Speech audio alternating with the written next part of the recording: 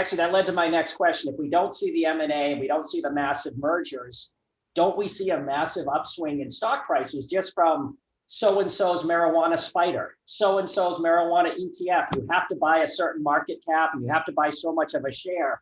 It's going to be a real rising tide when BlackRock has their, again, marijuana ETF and Fidelity has their, marijuana fund. So that's what you might see happen as well?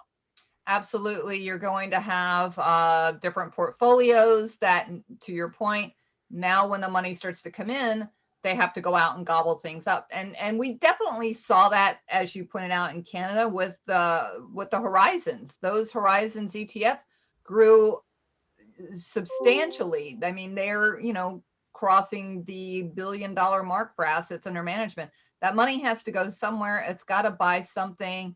And that starts to drive up the prices as you've got that demand for those stocks. Gotcha. Let me introduce my ace in the hole here, my superstar, Jocelyn Sheltraw from Headset. People outside the industry who might be watching this show might not know what Headset does. So go ahead and give us a little bit about what you do, and I'm going to ask you some questions. Cool. Yeah. So we are a cannabis data and analytics company, and we provide a couple different pieces of software to retailers, brands, people who are wanting to follow the market. So we're analyzing all this point of sale data in real time, and then we can report on trends. So for me, I'm based in California, and we're doing reads on 13 different markets throughout the US and Canada. And so I'm closely watching what's going on in each market and very boots on the ground and understanding how the supply chain works, what that brand ecosystem is like. And so it's really fascinating to watch all the data and watch these trends shifting in real time, how people are consuming cannabis, new products coming on the market. This is happening so quick. I've been in the industry for 3 years, and it's incredible how fast this is changing. And then once you get into each market and understand kind of how does that supply chain work and really what is it like being a brand or retailer in that market, it kind of helps me bring the data to life even more. So happy to kind of share any perspectives from what I'm seeing in California and beyond. Perfect, because that's what I wanted to lead into. We're sitting here making Super Bowl predictions, what's going to happen, pie in the sky. Let me ask you, as someone that looks at this data in 13 markets, seeing it growing as it is, what happens? Let's say there's a Biden announcement, he's on board, we're going to get this done. What do you predict? We'll see in the data, obviously more sales, I'm guessing. But then the day it happens, March 2nd, what do you anticipate? Are we looking at hundreds of % increases in sales, or what would you guess is going to happen if we have a legalization date set?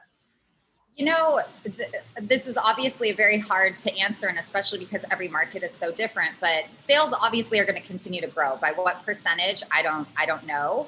I will say when we were looking at the growth rates of last year versus this year, we have seen things stabilize a little bit more. It's not as high of growth rates as last year.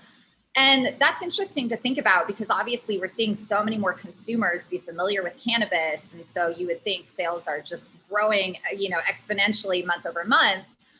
But I think what happens is that, this is an incredibly challenging industry to be a part of. It is not easy to be a brand or a retailer, any part of this industry really. But what I think is going to start to happen is that we're going to have more retail licensing. Like I'll speak to California for a moment. California, 2/3 of California haven't voted in retail licensing yet. So we have a state of 40+ million people, and we have a little over 750 open and operating, brick and mortar stores. So what I anticipate is going to happen is many more cities are going to come online. And this is not just in California, this is throughout the country. So we'll see more retail licensing, which is going to contribute to increasing sales overall. We're going to see the brand landscape grow. We're going to see more and more brands. We've got 1,000+ of them at this point in a market like California. So we'll see all of that expand out, and that's all going to increase sales overall. What I'm really interested in is looking at, and I'm going to again speak to California. So next week, I'll be speaking at Wine and Weed, and I was thinking about the wine industry and what this is going to mean for federal legalization and how this is all going to help destigmatize and just really grow the industry as a whole. And when I'm thinking about this, it's like, so we have appellations, right? In California produces 80% of the wine sales, or makes up 80% of the wine sales throughout the United States. So what I'm wondering is, how is this going to then look for cannabis? We've got these very old wine regions that everyone throughout the country really respects, the Mendocino and the Triangle. so I think about what will happen in Oklahoma when, California cannabis is legal over there, or any state. How is this going to change what people want? And so that's something that I think is going to be really interesting, is interstate trade. I have no idea what this is going to look like yet. And in terms of how different products are brought to life, we're just seeing so much innovation in such a short period of time. And this is all happening so quickly. So I'm sure there's going to be products that I don't even know yet that are going to be coming to the market. So that is my prediction. We're going to see sales are going to continue to grow. More cities and states are going to come online, obviously. More retail licensing, and then a larger brand landscape with a lot more product variety. That's great. You said that. It's a perfect segue to my follow-up. I asked Deb about the 50,000 foot level, and will we see that M&A and just monster moves? On the brand level, I assume you track hundreds of brands and products in Headset. Do you think we're going to see brands merge and kind of have that swallow where there might be a big fund or company come in, let's just say Mars, for example, like the chocolate, and just take over Headset's top 10 brands, just come in with a blank check? Or do you think those small brands will survive? This is really complicated. It is really hard competing against well-capitalized companies because everything is kind of stacked against you at this point if you're a brand. The taxes are incredibly high. You're competing with a very large illicit market because those taxes are so high. You can get an eighth of flower for $70 in the legal market. You can go get it for $24 on the illicit market or the traditional market.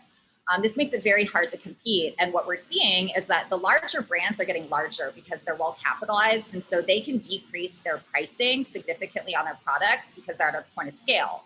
A craft producer or a smaller brand cannot do that. So we see in a lot of these categories, there's like a lot of industry people call it a race to the bottom pricing. We see this in the vape category. We see this in concentrates, where you see this big player come in. And just right now in California and across many markets, we see that on average, the top 10 brands are making up about anywhere mid 20% of overall sales for that market. And so I think that's happening because it is very, very hard to compete when you have all these things stacked up against you. Like the policy, when it changes so much, like if we think back just 2 years ago when we had these repackaging laws that came into place, that means that this brand has to get rid of all of their old packaging, spend money to get new packaging. Like it's constantly changing for compliance. So that then decreases margins again, because you're losing more money. You have these very, very high taxes, this illicit market, as I mentioned. This just makes it so hard to compete. And then when you've got other brands that are able to decrease their prices to own more market share, this is forcing a lot of the smaller companies. I'm talking to brands all day long throughout the country. And if you are in that smaller brand, everyone that I'm talking to is trying to get acquired or trying to merge. Like there's not a lot of options for them at this point. So for me, being someone who loves craft products, I'm a sun-grown flower lover, outdoor, like I hope that survives and that there's a great amount of appreciation for the craft producer. But a lot of people are purchasing on price point and they're purchasing on THC levels at this point, or potency, I guess I should say. And so we need more consumer education to be able to help some of the smaller brands, I think, really make it through and thrive.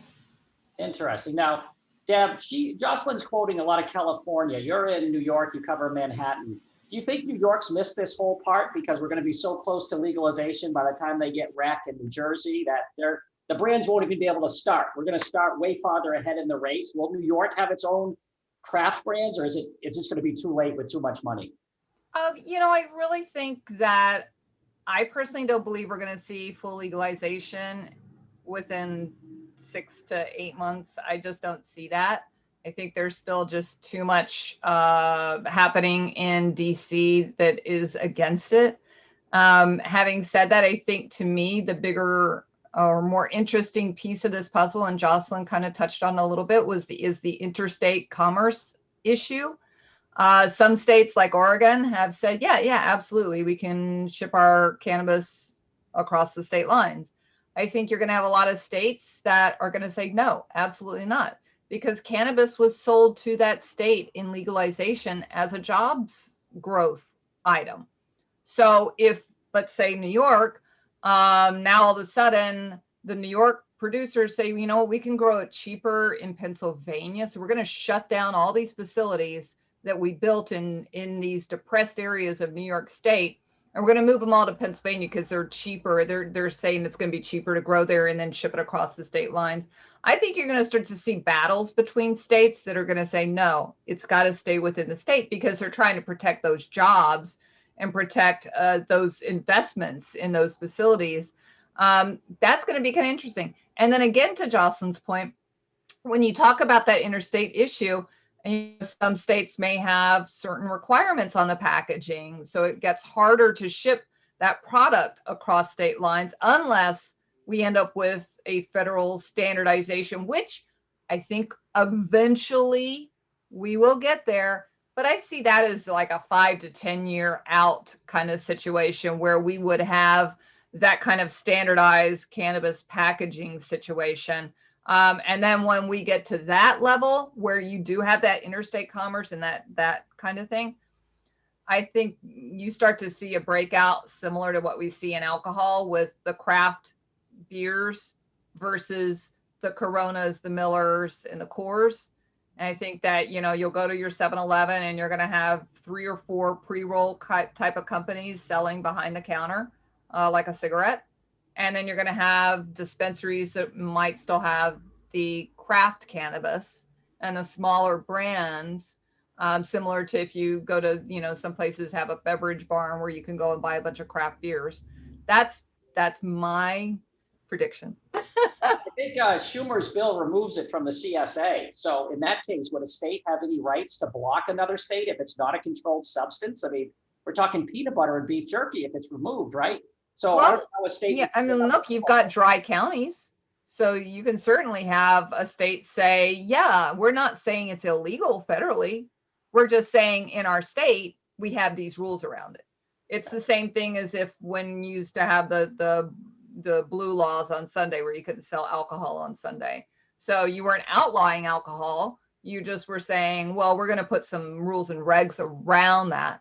So legally, and I'm not a lawyer, legally, if you're not outlawing it, you're just putting some restrictions around it. It starts to become a hard battle to lose, because the argument is, well, we're not saying it's not illegal.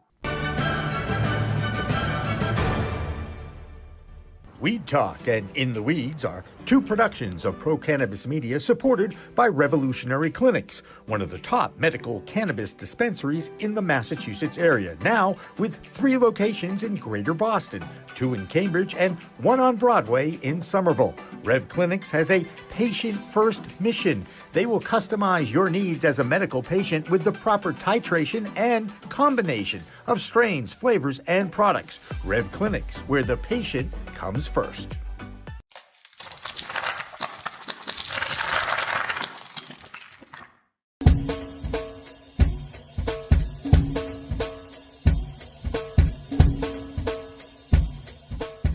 Difference is building a solution for that individual.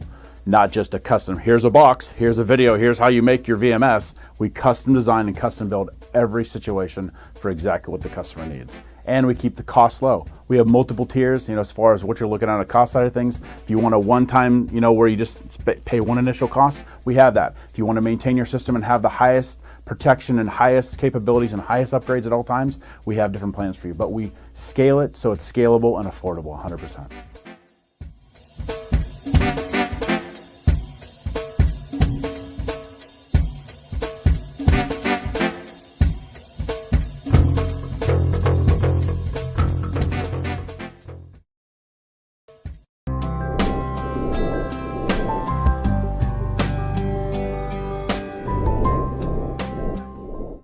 Pro Cannabis Media programming is available live and on demand on our Facebook page at Pro Canna Media, on Instagram at Pro Cannabis Media, on LinkedIn also at Pro Cannabis Media, on YouTube and YouTube Live on Pro Cannabis Media, Twitter at Pro Canna Media, and on twitch.tv/Pro Cannabis Media. So like, share, and subscribe to all of our content, newsletters, and shows live or on demand. We are Pro Cannabis Media.